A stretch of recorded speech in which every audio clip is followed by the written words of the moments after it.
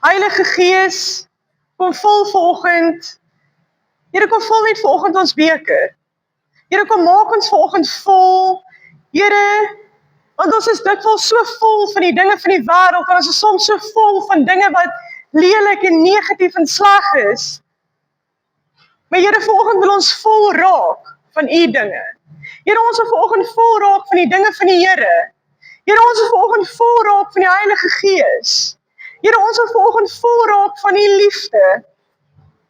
Here, so vol dat dit sal uitspoel na ander mense toe. Here, so vol dat ons dit nie meer vir onsself kan hou nie.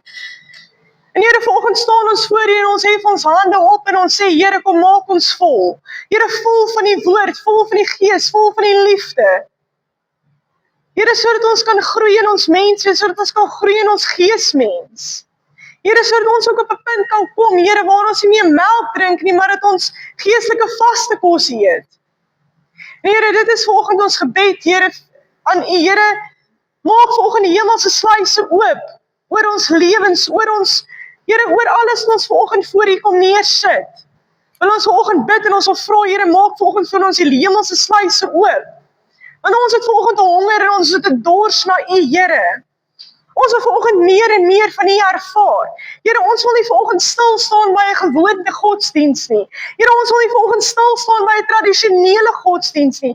Here, ons wil nie vanoggend stil staan by 'n plek waar ons gewoond en gemaklik is daarmee om net te kom sit en uit te stap en niks het verander nie. Here, ons wil vanoggend kom stil raak voor U en ons wil vanoggend hier uitstap en ons wil verander die uitstap. Here, ons wil net vanoggend meer en meer van U hê. Here, dit is vanoggend ons gebed in U naam en U naam alleen. Here, vanoggend is ons gebed. Here, praat, want U diensknegt luister. Here, laat U woord ons vanoggend van binne na buite verander. Here, soos net U kan. Here, dis vanoggend ons gebed in U naam en U naam alleen en ons dankie daarvoor. Amen. Jy kan die sitplekke inneem. Goed, so kan almal my hoor daar agter? Kan julle my hoor? Goed, so daai mic gil, Bianca sal hom nou vir ons uitsorteer. Ek weet nie wat gaan aan met daai ding nie.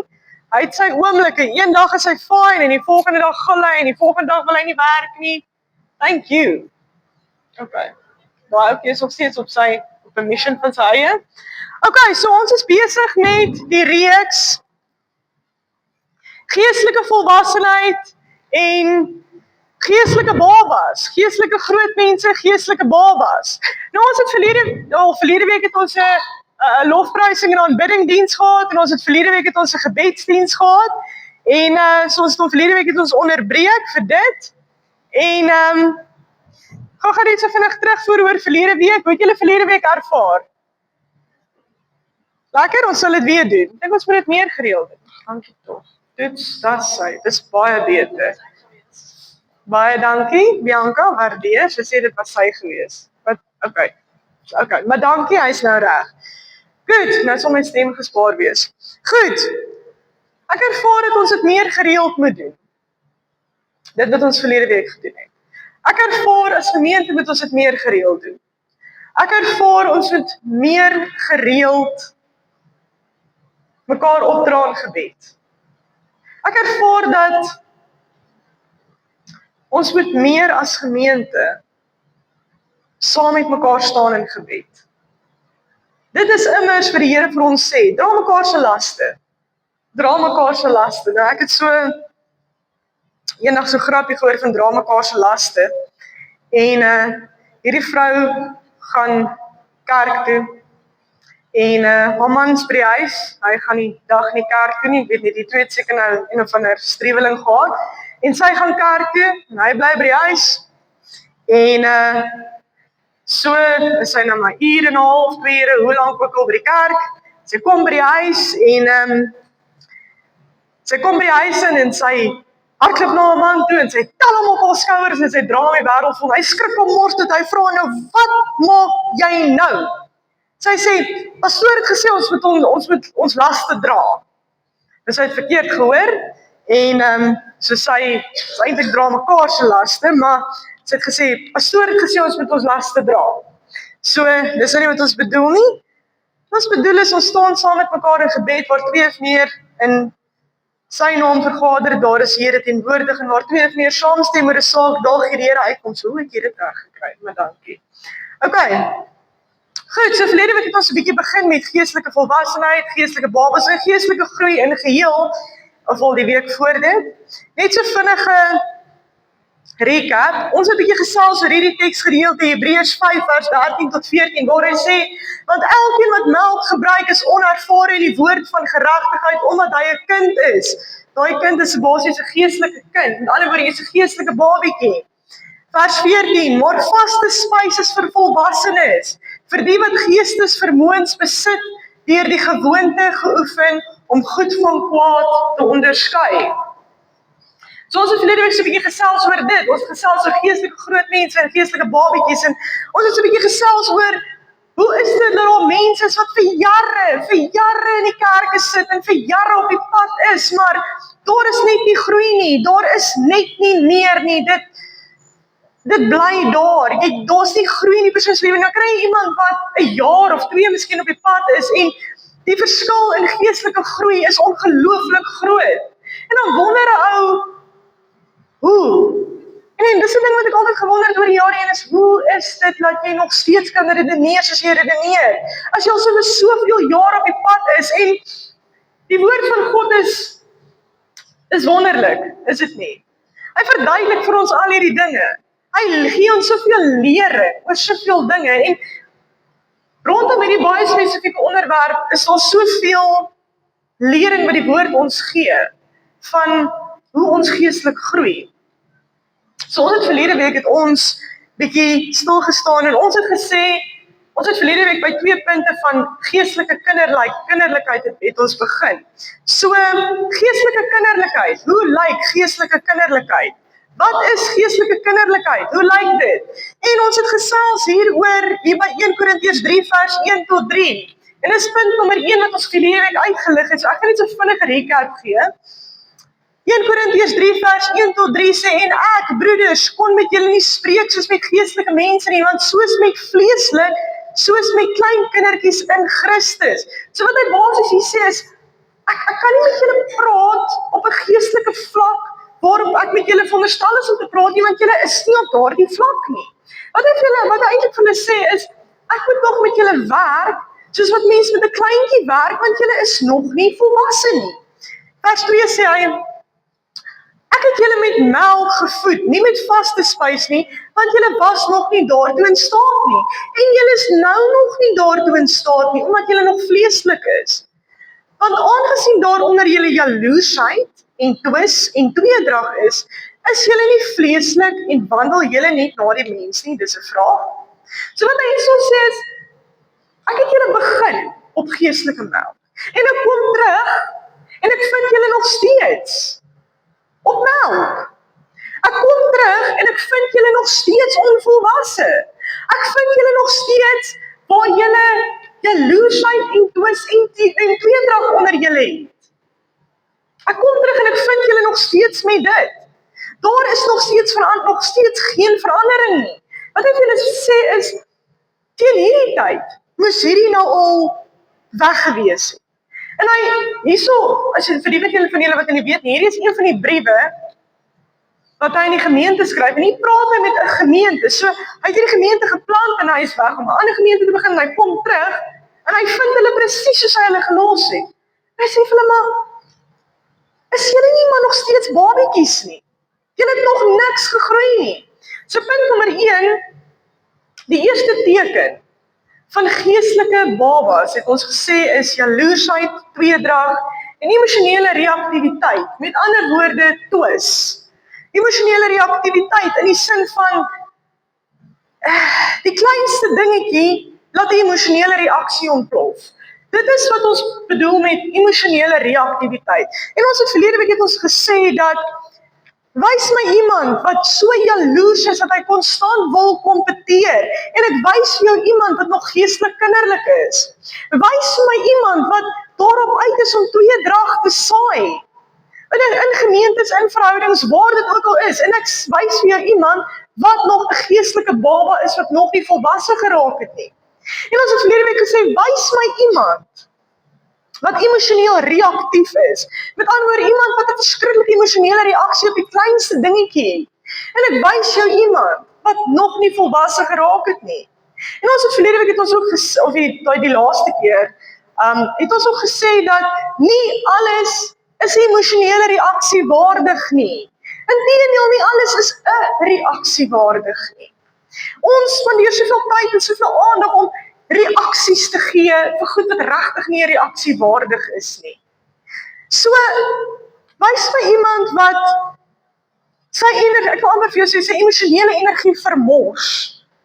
Want dis baie keer wat ons doen, is dit nie. Ons vermors ons emosionele energie deur 'n reaksie te toon op alles. Partykeer is dit beter om net stoïek te wees. Engels praat van stoïek. Met ander woorde, net Gods water oor Gods akker te wees. Nie 'n reaksie te doen nie. Not everything warrants a reaction. Nie alles is 'n reaksie waardig nie. Trouwens, daar is mense wat vreugde daaruit put om 'n reaksie te kry. En die oomblik wanneer jy 'n reaksie gee, dan vat jy die byt.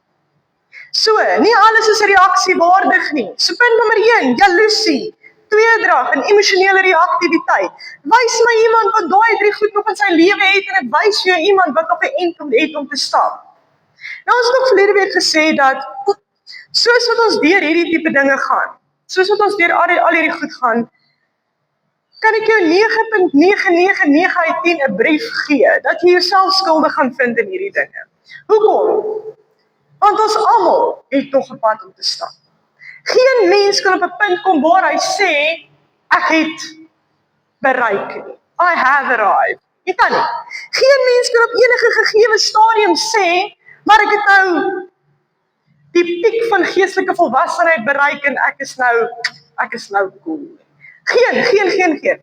So, as jy jouself op 'n punt vind waar jy regtig vind jy skuldig in al hierdie 10 teen 1, ontspan, dit moet so wees. Maar, dit moet so wees in die sin van ons is mens. Ons praat hieroor, want dis dinge waarop ons moet fokus. Hierdie is dinge waaraan ons werk. Hierdie goed gaan ons in 'n mate party meer as ander vind in ons lewens.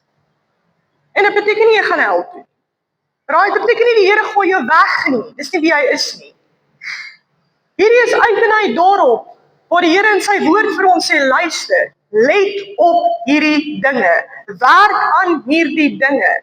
Die oomblik as jy dit bespeer en betrap in jou lewe, gee aandag aan dit, werk daaraan. Streef daarna om te lyk soos Christus. Streef daarna om te loop in die spore van Christus. Gaan ons ooit perfek wees soos Christus? Nee, ons gaan nie, want ons is nie Christus nie.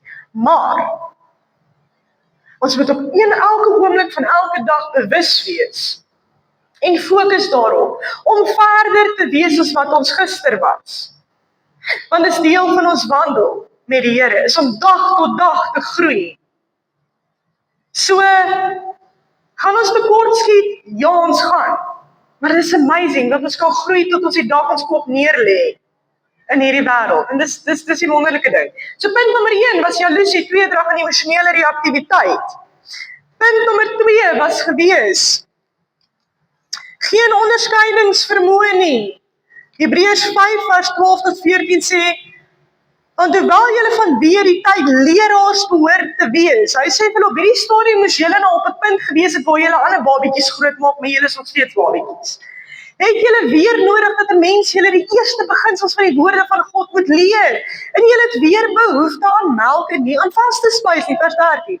Want elkeen wat melk gebruik is onervare in die woord van geregtigheid, omdat hy 'n kind is. Maar vaste spys is vir volwassenes, vir die wat geestesvermoëns besit, deur die gewoonte geoefen, om goed van kwaad te onderskei. So punt nommer 2 is onderskeidingsvermoë. So ons het verlede week 'n bietjie gesels dat, en ons het gesê op die laaste keer, het ons bietjie gesê dat, het jy al gevind dat mense na jou toe kom en vir jou sê, maar nêrens in die Bybel sê dit eksplisiet, ek mag nie dit doen. En dan dink ek maar, Okay, maar wel, daar is baie dinge wat die Bybel nie vir jou in soveel woorde gaan sê, luister, jy mag nie hierdie fliek kyk. Ek weet nie of julle nou ooit iewers in die Bybel gelees het, spesifiek waar hy sê, jy mag nie hierdie fliek, en hy noem hom by die naam, kyk nie, want dit is, en hier is 'n rede vir dit. Het julle dit al gevind? Nee. Hoekom nie? Daar is 'n basis vir ons gelê. En as jy in jou geestelike groei, in jou wandel met die Here, die pad wat jy stap tot geestelike volwassenheid, het ons gesê dat jy leer jou Vader ken. Jy leer vir God ken. Jy leer die Here ken. Jy leer tot op 'n stadium, jy kom op 'n stadium waar jy presies weet hoe hy gaan voel oor 'n ding. So, niemand gaan nodig hê om vir my te sê, hoorie maar, nee, dit is nie so, die Here gaan nie van dit hou nie. Want ek ken hom. En ons het die voorbeeld gebruik van,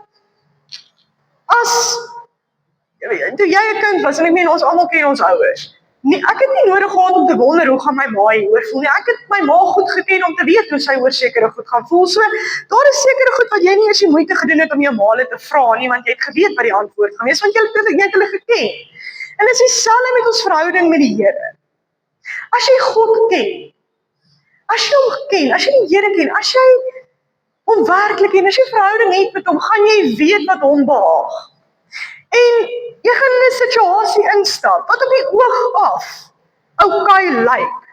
Jy gaan in 'n situasie instap wat onskuldig lyk op die oog af. Maar kort voor lank gaan jy besef, hier moet ek uit.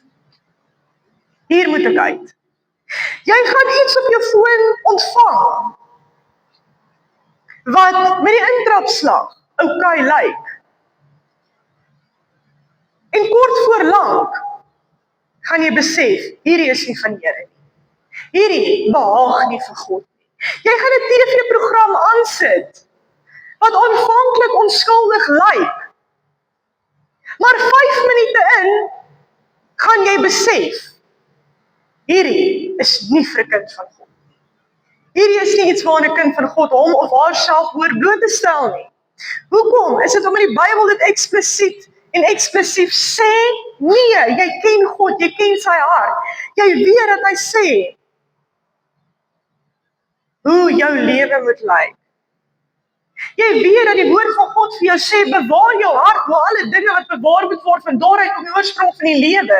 So, wanneer ek 'n program aansit en dit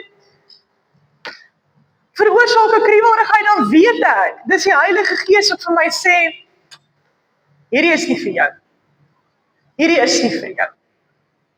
So dit is hoe ons dit weet. So vanoggend gaan ons op punt nommer 3 toe. So punt nommer 1 is jaloesie, tweedrag en emosionele reaktiwiteit. Punt nommer 2 is geen onderskeidingsvermoë nie. En onthou ons is nou hier by geestelike kinderlikheid. Punt nommer 3, kom ons gaan kyk.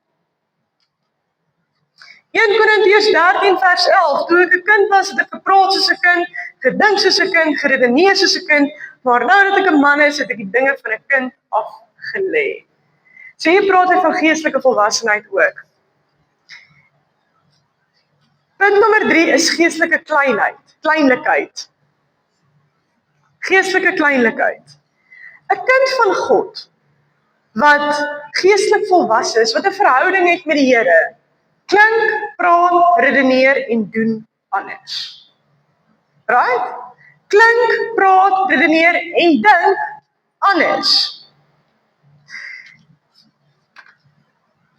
Dis nie iemand wat, hoe kan ek dit nou mooi stel sonder om, dis nie iemand wat kinderlik redeneer nie. Dis iemand wat volwasse redeneer. Dit is iemand wat op 'n punt gaan kom en dink, weet jy wat, maar dalk het daai persoon dit nie bedoel soos ek het nou opgeneem het nie. Of, weet jy wat, kom ons redeneer 'n bietjie verder en besef, weet jy wat, ek oorreageer dalk. So dit kom vir my weer 'n bietjie terug na emosionele reaktiwiteit. So, negativiteit. Dis my verskriklik interessant, die dinge wat dikwels uit kinders van die Here se mond uitkom. Dan dink ek, ja, onsmaaklik. onsmaaklik.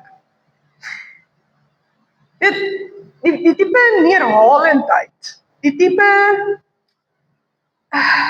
aanstoot, en ek gaan aanstoot hierby insluit, kleinlikheid, neem alles persoonlik op, right? Neem alles persoonlik op. Alles is negatief.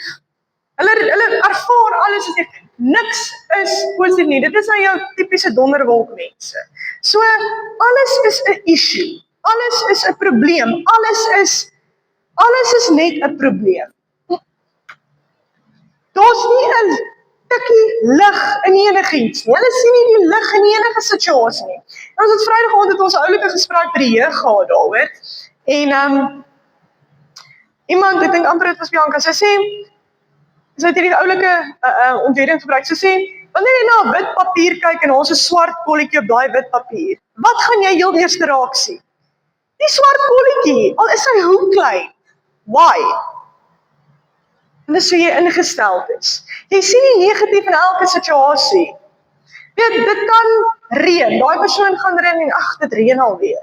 Die son kan skyn, ja nee, die son bak alweer vandag die lewende dagligheid almal uit.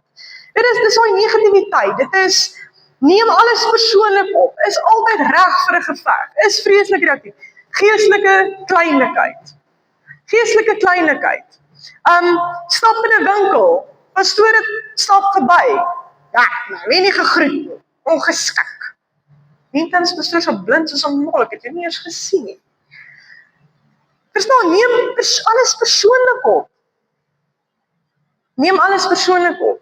Dink nie, haai wie, dalk is al 100 goed wat hier agteraan gaan en ons almal weet sy so blind soos 'n mol, so laat maar net weer groet. Verstaan, so sulke tipe goed, geestelike kleinlikheid en wie ek sê nou die dag vir iemand, ek dink een van die mees uitputtendste dinge in die bediening, en dit sê ek nou baie reguit, baie blaatant en absoluut glad nie diplomaties nie. Ek gaan dit baie reguit sê, maar ek glo julle gaan my verstaan as ek dit sê. Een van die mees uitputtendste dinge in die bediening is hierdie tipe goed. Is hierdie tipe dinge. Want op die eind van die dag verg dit soveel van ou se energie om net weet hierdie te sis en wyntjies uit te vry, vernesies uit te vee, terwyl daar rare groter en belangriker dinge is wat aandag behoort te verg. So, en ek praat nou nie spesifiek van hier en die nou in die gemeente wat voor my sit of A-groep of B-groep of whatever nie. Ek praat van my algehele ervaring oor die jare heen. Vandat ek way back when begin het tot waar ek vanoggend staan, is my ervaring dat hierdie een van die mees uitputtendste dinge is in die bediening en daar is ook volgens statistiek bewys dat dit die rede is hoekom die meeste predikante die bediening verlaat is juis as gevolg van hierdie tipe goed.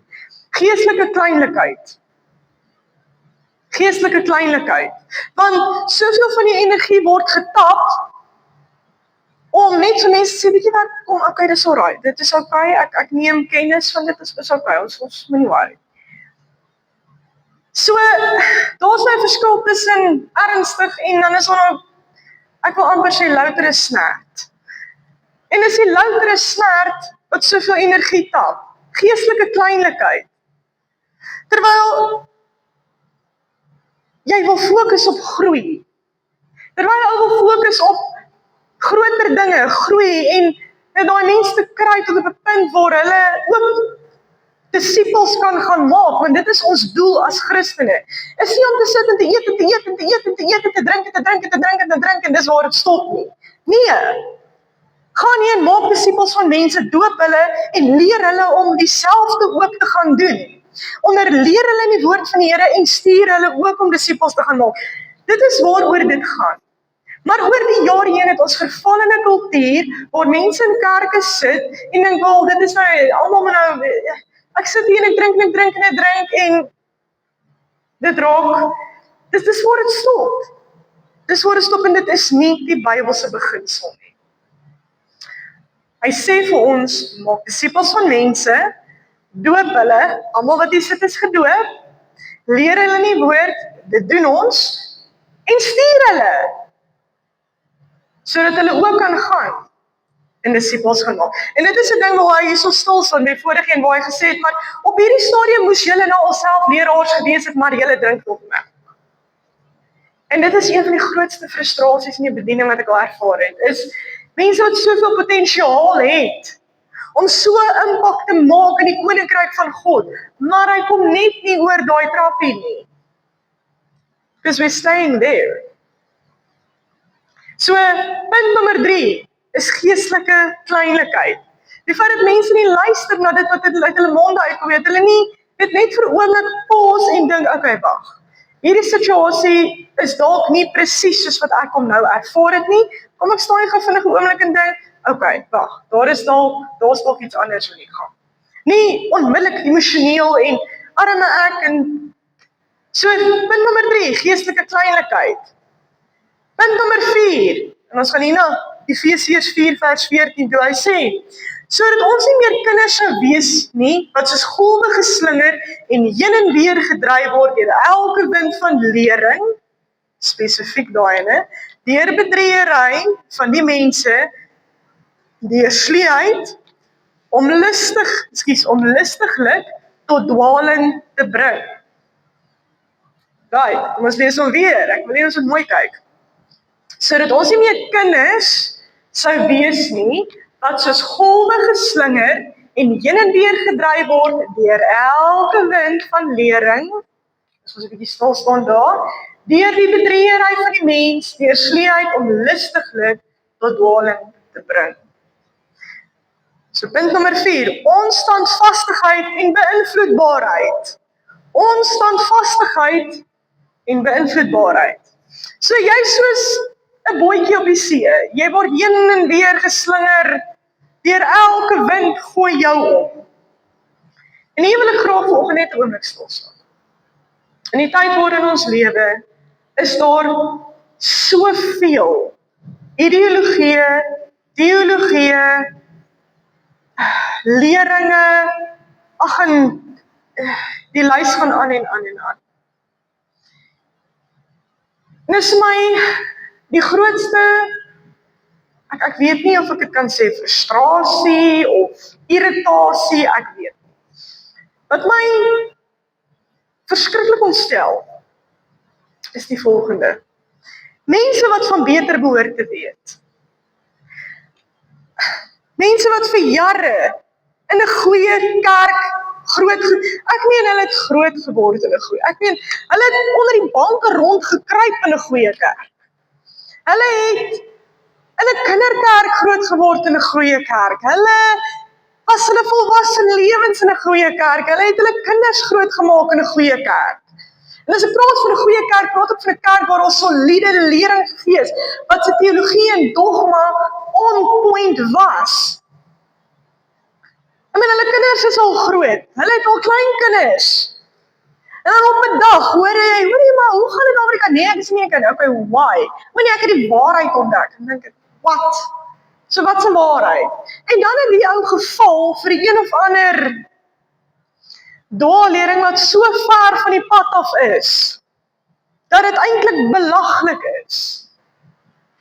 Hoekom? En dan vra ek, dan ek nou gewoonlik, want ek wil raar, dit is ook met die groot ding van die mensdom is vir my dit. Ek wil nie oordeel nie, ek wil verstaan. Baie keer wil ek net verstaan, hoekom redeneer jy soos wat jy redeneer. En ek dink, dis 'n ding wat my die meeste fascineer van mense, is net om te verstaan, hoekom redeneer jy soos wat jy redeneer. En dan vra ek, okay, wag, jy gaan nou wil jy vir my verduidelik, hoekom jy voel, dit wat jy nou aanhang is die volle waarheid. En hier is die ding, dan kry jy nou gewoonlik 'n antwoord soos volg. Pastoor, Pietie van daar, sê 1, 2, 3. Vra ek nou, waar kom Pietie van daar in sy lering? Nee, hy het dit gehoor by Kosie van daar. Ek sê, okay, nou waar kom Kosie? Nee, hy het dit gehoor by Frikkie van daar. Sê ek, okay, nou, so met ander woorde, Frikkie het 'n storie opgemaak, Kosie het hom gevat en 'n sterkie aangelaat, Pietie het 'n sterkie aangelaat, hy het hom vir jou gegee en jy gaan seker net volgende sterkie aanlaat. Op die een van die dag is daar geen soliede skrif wat regverdig dit wat hulle glo nie. En dan kom ek op 'n punt en wonder ek, hoe is dit? Jy weet van beter, jy ken die Here. En jy het op 'n raad gedien, jy was 'n leier. En nou ewe skielik sit ons op 'n punt waar jy nou hierdie storieetjie geglo het, wat eintlik maar 'n opinie is, en 'n baie verdraaide opinie is daarby, wat glad nie gegrond is op skrif nie, wat verkoop is as teologie en evangelie, wat dit regtig nie is nie, en jy vat dit en jy eet dit 'n soetkoek op en jy maak dit die fondasie van jou, ek weet nie, van jou lewe, van jou geloof, I don't know. En ek het lank geworstel en dink ek, en is mense wat van hierdie die minste verwag en dink ek, hoe het ons op hierdie punt gekom? En dan gaan kyk jy na die kerk en die kerk het nog al die jare gedoen wat die kerk nog al die jare gedoen het en gepreek het wat die kerk nog al die jare gepreek het. So daar was nie 'n dip of, en ek dink hier verduidelik hy dit. Omdat hy in die skrif sê dat as jy nie geestelik groei nie, as jy nie op 'n punt van geestelike volwassenheid kom nie, gaan jy val vir sulke tipe goed.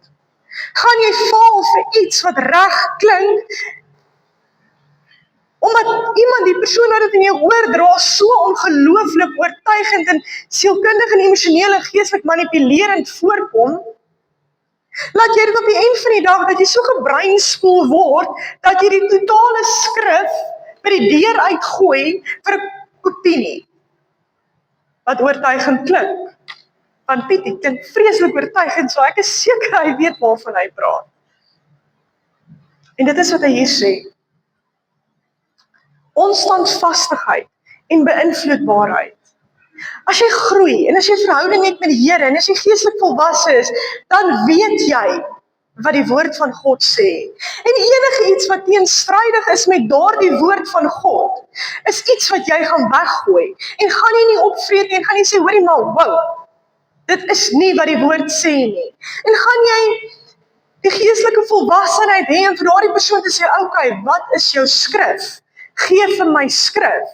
En wie wat is die beste vir ons, daai persoon gaan kom, en hy gaan 'n teksvers vat, en hy gaan hom kompleet en totaal en al uit konteks uitruk, en vir jou 'n storie gaan staan vertel rondom daai teksvers, wat 'n hele nuwe openbaring is, en die woord sê daar is geen nuwe openbaring, behalwe dit wat hy vir ons hierso sê nie, en hy gaan kom tot 'n hele nuwe teologie, wat hy 'n hele nuwe studierigting kan maak van, en jy gaan die know-how hê om te sê, maar jy is mos nou lekker van die pad af. Kan ek jou reg help? Nommer 1, daai teksvers wat jy aangehaal het, hy staan wel daar. Maar kom ons gesels oor die hoofstuk waarin hy geskryf is. Kom ons gesels oor die verse voor hom. Kom ons gesels oor die verse na hom. Kom ons vat hierdie teksvers en ons gaan verdraai nie die skrywer se woorde nie. Kom ons vat hierdie teksvers en ons gaan kyk wat hy regtig bedoel het, vir wie hy dit bedoel het en hoekom hy dit gesê het. En kom ons gaan kyk wat dit beteken. In konteks. Nie om biased, ons praat van teologies biased. Dat is die Afrikaans. Ek weet nie, help my reg as iemand my kan help. Biased, met ander woorde, jene tog. Ja, so maar skreeu maar vir my die regte woord as iemand op hom kom. Theologically biased, met ander woorde, ek het 'n opinie. En nou gaan ek, en ek vat die skrif, en ek gaan soek doelbewus versies, om my opinie te gaan staaf. En as ek dit gaan doen, gaan ek versies skryf, wat ek in my eie persoonlike narratief kan aanwend tot my opinie. Maar, in retrospek en in alle realiteit en in werklikheid het daai versies net mooi niks te doen met my opinie. En bedoel dit eintlik iets heeltemal anders. En dit is wat hierdie ouens doen. Maar jy sien die ding is, as jy nie geestelik volwasse is nie, as jy nie verhouding het met die lewende God nie, as jy nie die woord van God ken nie, as jy nie daarna streef om elke dag te groei en verder te wees soos wat jy gister is nie, of gister was nie, dan gaan jy val vir hierdie goed. En ongelukkig in die tyd waarin ons leef, is daar so baie gevaarlike valse leerstellings, wat reg klink, Maar wat bitter gevaarlik is, leerstellings wat so gevaarlik is, dat dit regtig kan lei tot die verderf. En dis hartseer. En jy sien die ding is dit nie maar wat die vyand doen nie. Hy gaan nie na my en jou toe kom en sê, met 'n blaatante openlike, wat vanselfsprekend verkeerd is. Na my en jou toe kom en hy gaan die skrif verdraai soos wat hy gemaak het daar in die woestyn. Want ons moet een ding vandag verstaan, die vyand ken ook die skrif, hy was daar toe dit geskryf is. Hy ken die skrif. Maar wat hy doen, is hy kom na mense toe, en hy kies sy sagte teikens. Hy kies die babietjies, en hy gaan na hulle toe, en hy vat hierdie skrif, en hy gaan verdraai dit, terwyl hy weet, dat dit nie is, wat bedoel is. Die vyand gebruik die skrif dikwels om valse leerstellings aan mense te verkoop, en mense wat nie van beter weet nie, en nie geestelik volwasse is nie, vat dit, aanvaar dit, en maak dit hulle eie, tot hulle eie skade. So punt nommer 4, onstandvastigheid en beïnvloedbaarheid. En hiermee wil ek sê, net omdat iemand op 'n TV preek, maak dit nie van hom iets amazings nie. So ek kritiseer nie TV-predikers reg deur die dis nie wat ek doen nie. Wat ek sê, as jy die TV aansit en daar's 'n ou sif. As jy die radio aansit en daar is 'n ou wat praat, sif dit. En as daar iets is wat vir jou gaan maak vir jouself seker. En dit is die primêre rede hoekom ek vir jou sê, bring jou Bybel kerk toe. Ek wil hê jy moet leer om dit vir jouself te gaan kyk. Om te gaan kyk voor, te gaan kyk na.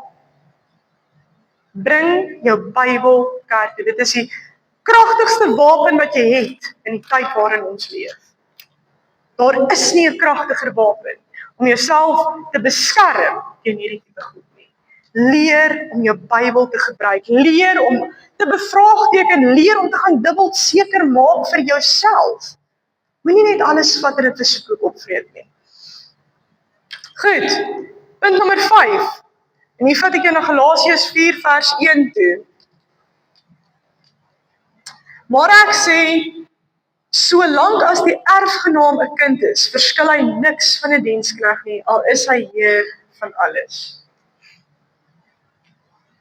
Maar ek sê, solank as die erfgenaam 'n kind is, verskil hy niks van 'n diensknegt nie, al is hy heer van alles. Christus het gekom, wat God self is, want ons dien 'n drie-enige God. Christus het afgekom, aarde toe, die vorm van 'n mens kom aanneem, onder ons kom woon.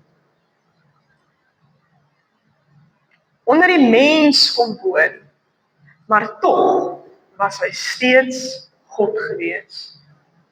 Hy het gekom in 'n nederige gedaante, in 'n nederige vorm, maar tog was hy wel bewus van sy gesag in die Vader.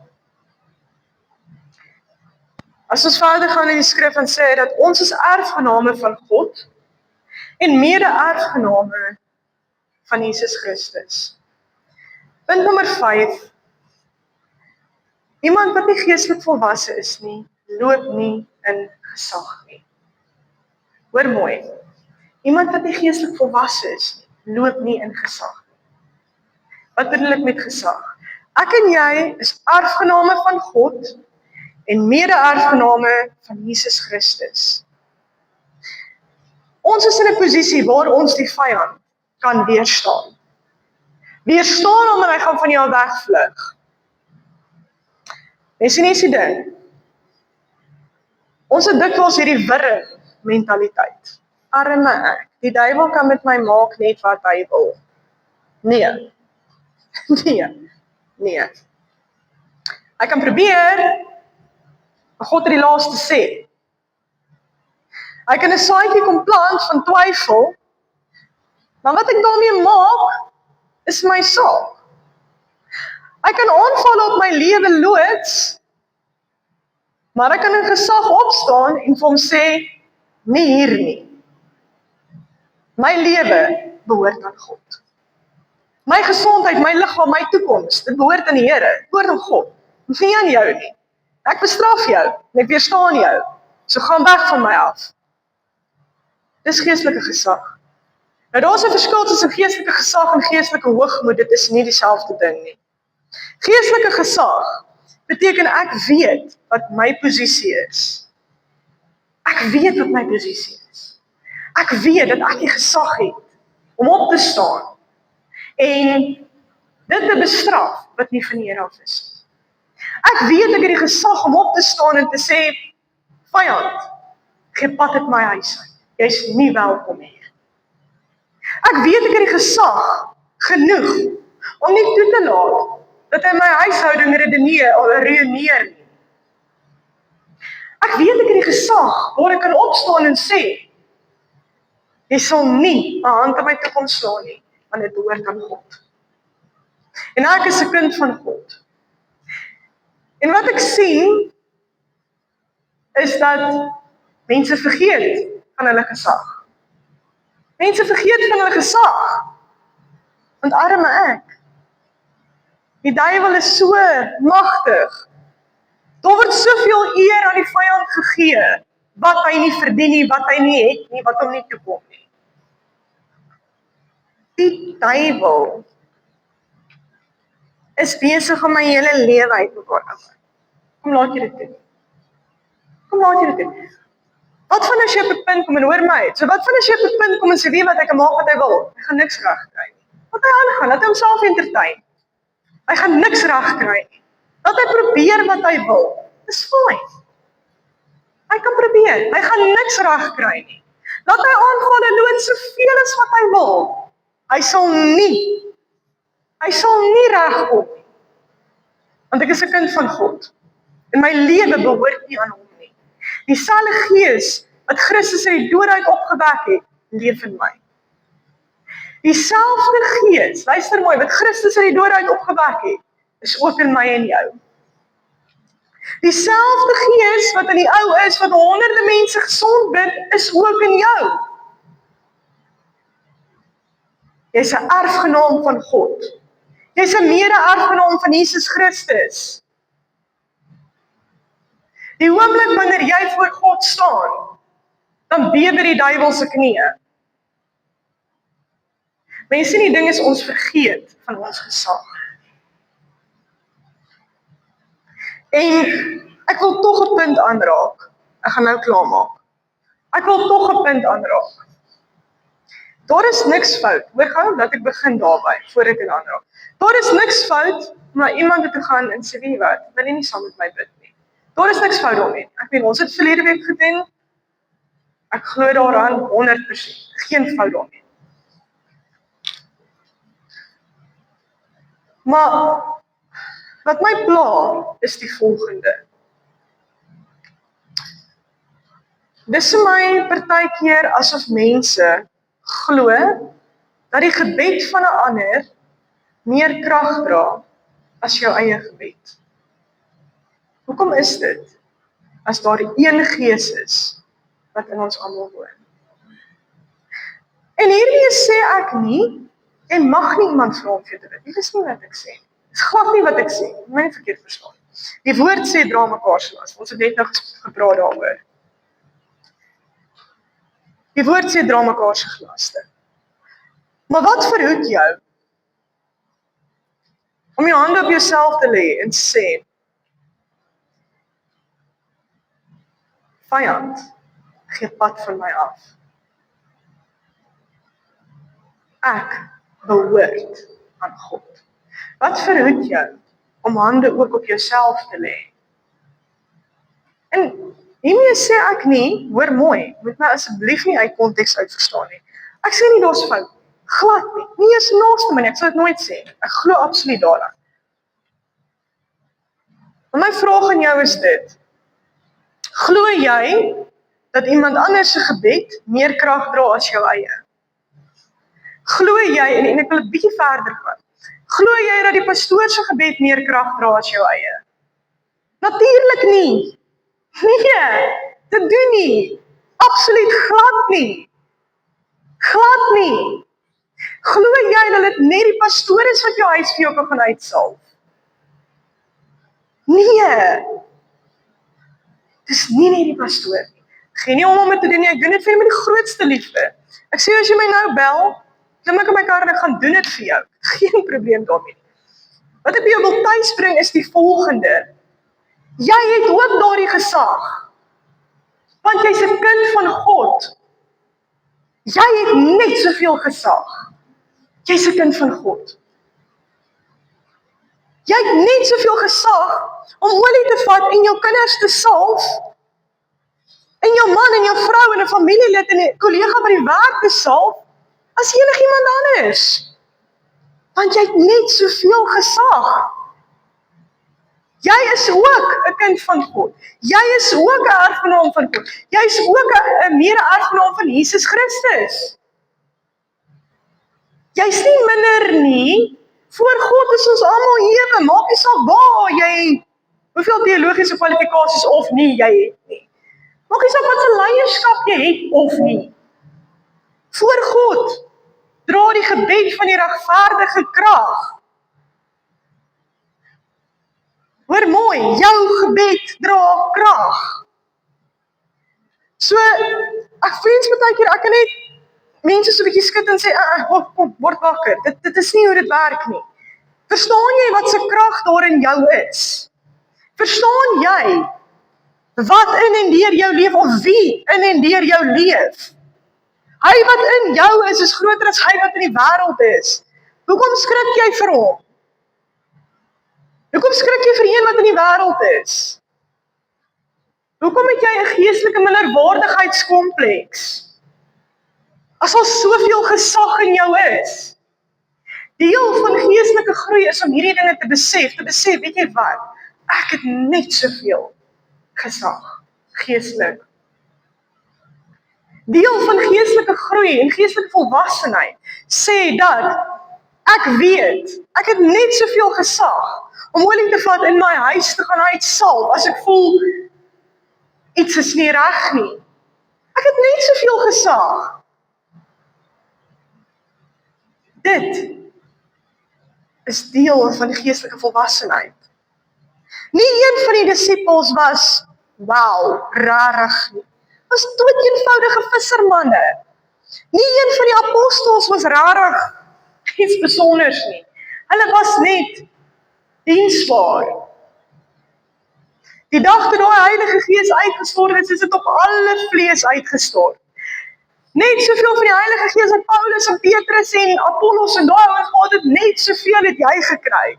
Daar is nie verskillende mates vir verskillendes gegee en verskillende, nee, dieselfde maat het jy ontvang, nie 'n bietjie minder nie 'n bietjie meer nie.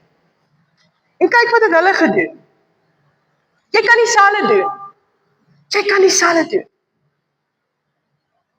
Dood eenvoudige mense se gebeur het oor die jare heen meer impak gehad as ouens wat jy sal dink het impak. Raak bewus van jou geestelike gesag, dis deel van geestelike groei. Hou op wegkruip as gevolg van jou geestelike minderwaardigheidskompleks. Dis nie nodig nie. Jy het dieselfde gesag. Gebruik dit. Ons gebruik dit nie. Ons gebruik nie ons geestelike gesag nie. Ons loop nie in ons geestelike gesag nie. Ons wandel nie in ons geestelike gesag nie. Want vir een of ander rede voel ons is nie waardig nie of I don't know what. Ek weet nie. Ek weet nie wat is die rede daar agter nie. Ek weet nie wanneer het hierdie dit 'n ding geword waar ons begin dink, ek kan nie vir myself bid nie want my gebede is nie belangrik genoeg nie. My gebede is nie sterk genoeg nie. Weer eens, ek het nie 'n probleem daarmee dat mense mekaar rarig ons doen dit. Ons het verlede week gedoen, ons sal weer en daar is nie fout nie. Maar ek wil hê die ding is wat ons moet besef, is daar waar jy alleen is, daar waar jy nou nodig het. Jy het net soveel gesag. Jy het net soveel gesag. Jy het net soveel gesag. Wanneer jy voel die duiwel is besig in jou huis, het jy gesag, gebruik dit. Gebruik dit. Ek weet nie wanneer het ons met hierdie geestelike minderwaardigheidsmentaliteit begin leef. Ek weet nie eens waar dit begin nie. Maar dit is nie Bybels. Dis nie skriftelik om met 'n geestelike minderwaardigheidskompleks rond te loop nie. Die woord sê die gebed van die regverdige dra krag. En alles wat jy in sy naam vra, dit sal hy vir jou gee ooreenkomstig sy wil. Right? So, tree op in jou geestelike gesag. Dis deel van geestelike volwassenheid. So ek gaan vanoggend hierso land, en dan gaan ons volgende week aan. Ek wil net vanoggend saamvat.